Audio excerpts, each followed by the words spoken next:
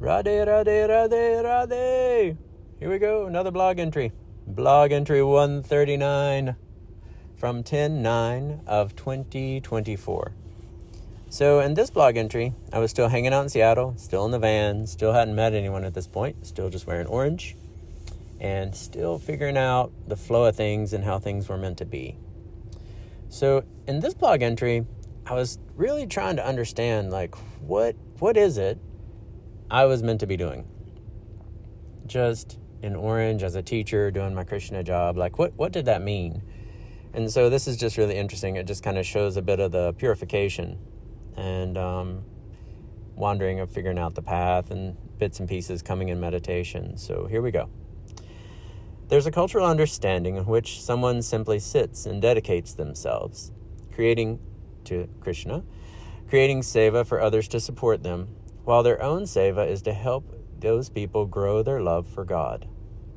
Krishna empowers both sides of this exchange, but when a person cannot receive the Seva meant to support them, and instead tries to meet their own needs apart from Krishna's guidance, this is doing something material and not remaining spiritual.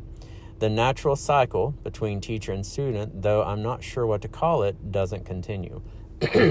So I mentioned this in a lot of blog posts back. This is where when someone engages in material, it brings their energy down. And that reduces the amount of Krishna presence and consciousness and things with them in that moment. So if you go to talk with someone and they're a vehicle for Krishna, there'll be less Krishna with them in that moment. And so what happened is then they would have to stop, and then they have to go a long time, and then they would have to mainly just sit and let Krishna bring them what they need through donations and seva of others to continue teaching. And then their connection with Krishna and the presence of Krishna would increase with them again. And so it's really interesting. It's really quite a delicate balance. This is part of the choice to wear orange and do Krishna Seva. Although I still have much to learn about it, right now I'm living in my van, constantly planning how to manage even the most basic things due to the circumstances. I normally maintain my older van carefully so that it can remain trustworthy, and I'm still figuring out how all these elements fit together. So this is where I was still staying in the part of Seattle that's not really conducive to living in your van and traveling around, so it was still quite challenging there. A few months ago, Krishna said he would visit the people on Vancouver Island in their dreams. This was before I began wearing orange. Since then, he hasn't said anything else about that plan. He has mentioned making life busier, but currently I don't have much to do except organize my days around van life in a place where I don't know anyone. So what happened was I was on Vancouver Island, and there was a little temple out in the middle of nowhere. And I was traveling through, and this was before I was wearing orange, so this is why I really got confused by what Krishna was saying. And he wanted me to, I stopped off and visited a couple times, but I didn't really stay long. I just made some music, had darshan, and saw the deities there, and then kind of traveled on. And at the time, Krishna had mentioned that he was going to visit them.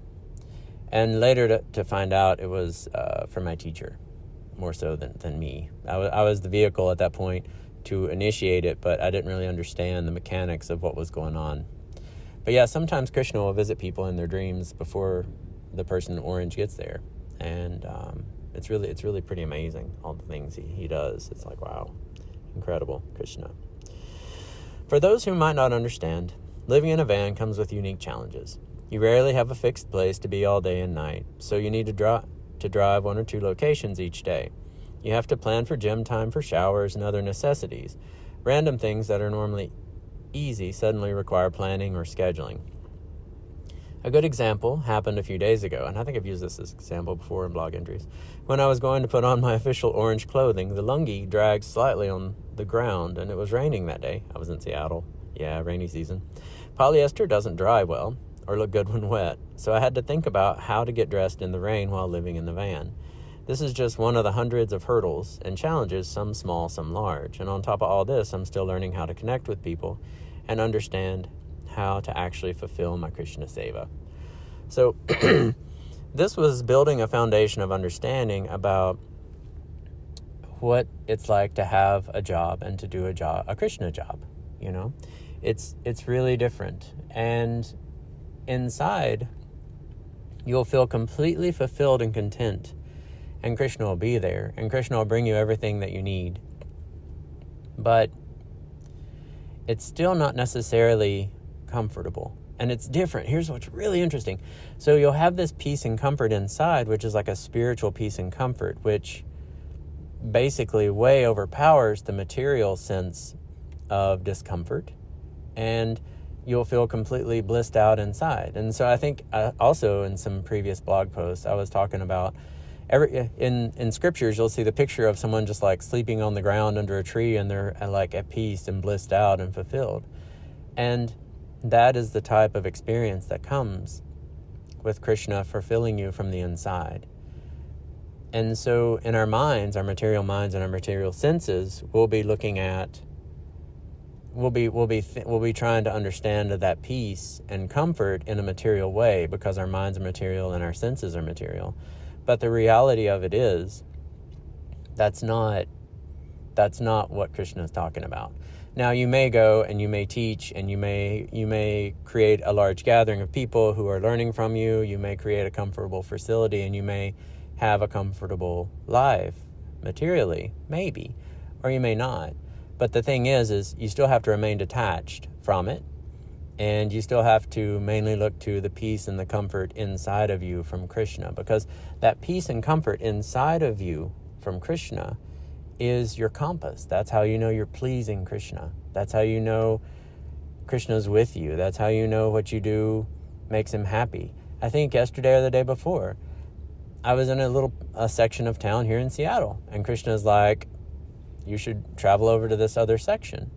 And I was like, okay. At first I was like, why? And he's like, because there'll be more of me there. Because he wanted me there, right? For me, I was like, if I stay here, I can save the gas and I can wait because I got so many more days for I'll be hanging out with people again. You know, my brain was like trying to schedule where I should be and what I should be doing. And Krishna's like, no, there's more of me there, and you'll feel it when you get there. And he was absolutely right, of course. So when I got there, I felt more Krishna, more happy, more bliss, more peace. I go do more things in that area that same day, same, you know. He's like, you'll feel better because it pleases him. And that's what he wanted. And that's where he wanted me to be. And it's really interesting. It's so important to cultivate your relationship inside and your feeling of God and Radha and Krishna inside, so you can guide yourself on your journey in your devotion. Yeah. Because it just grows more and more, and it becomes a larger part of your life and how you make all your decisions more and more over time. It's amazing. Yeah. And it grows with you.